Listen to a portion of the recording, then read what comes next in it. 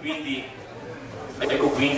su quale presupposto noi abbiamo voluto come Regione a iniziare a costruire, pur con mille difficoltà, un percorso che cerchi di, a 360 gradi, che cerchi di sensibilizzare tutti gli attori della società, gli attori.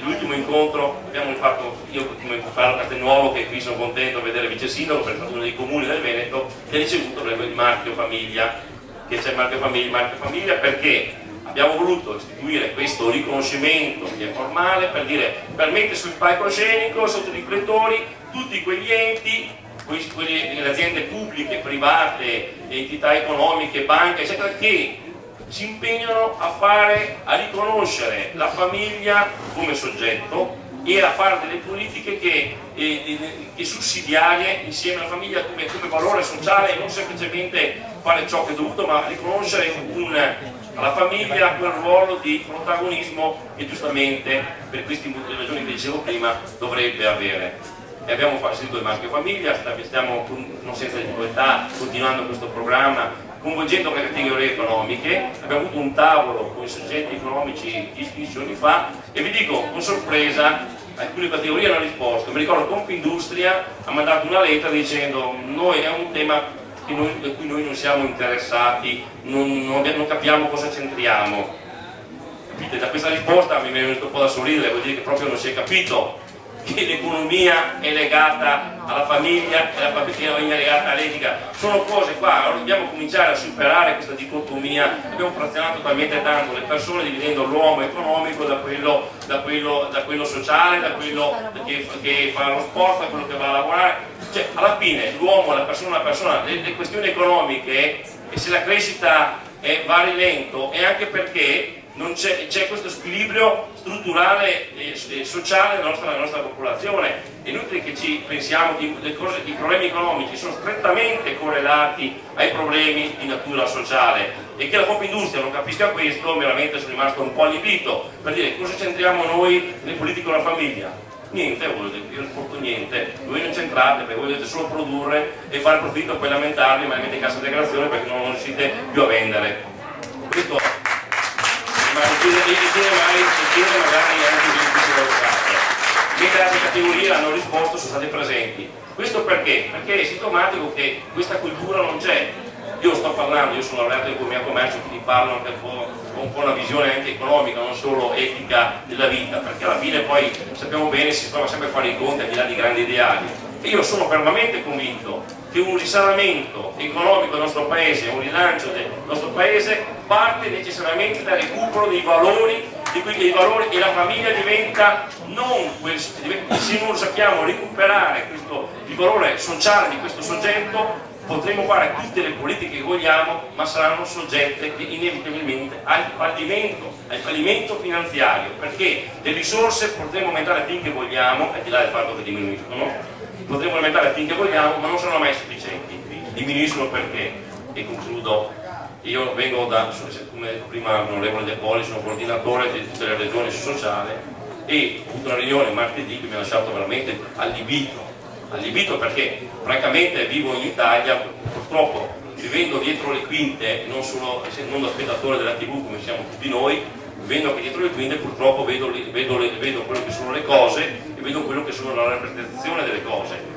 Sempre di più rimango allibito perché delle volte mi sembra di vivere una fiction, quando veramente ormai la politica è diventata tanto un'immagine dove ormai si fanno i grandi proclami, poi ti aspetti che un minimo di coerenza nelle cose concrete ci sia, poi guardi dietro le quinte e vedi che viene fatto il contrario di quello che si dice.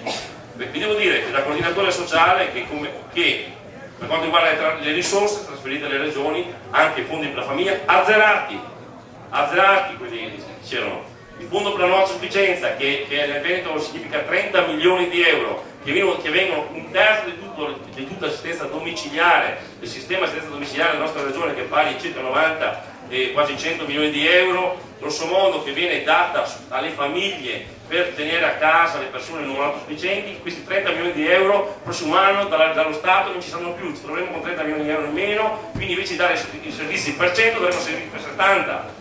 E quindi faremo in modo che le famiglie scopino, che vadano a casa di riposo per spendere 200, 300, 1000. Questa è la politica sbagliata, questa politica manca del governo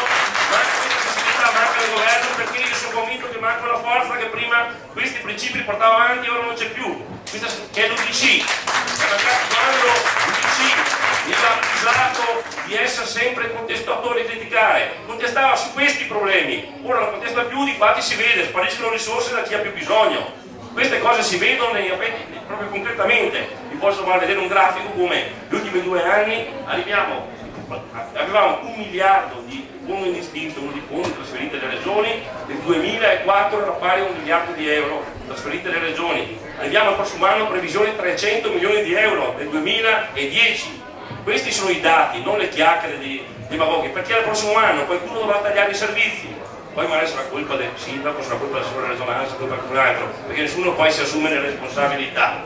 Ecco, chiudo veramente perché poi, per dire che a me piace